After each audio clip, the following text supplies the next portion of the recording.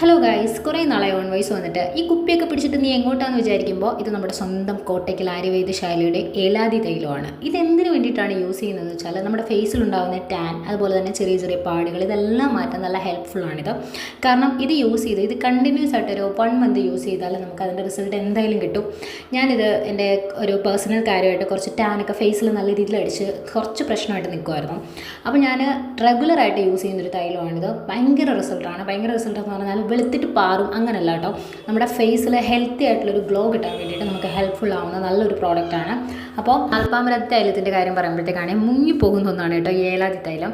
ഇത് യൂസ് ചെയ്താൽ നല്ല റിസൾട്ടാണ് നിങ്ങൾക്ക് ഉണ്ടാകുന്നത്. അതുപോലെ തന്നെ ഇത് യൂസ് ചെയ്തതിന് ശേഷം നമ്മൾ അതിൻ്റെ കൂടെ തന്നെ കോട്ടയ്ക്കലിൻ്റെ തന്നെ ഒരു ബേബി ഗ്ലോ സോപ്പ് ഉണ്ട്. അത് കൂടെ യൂസ് ചെയ്താൽ നമുക്ക് എക്സ്ട്രാ റിസൾട്ടാണ്.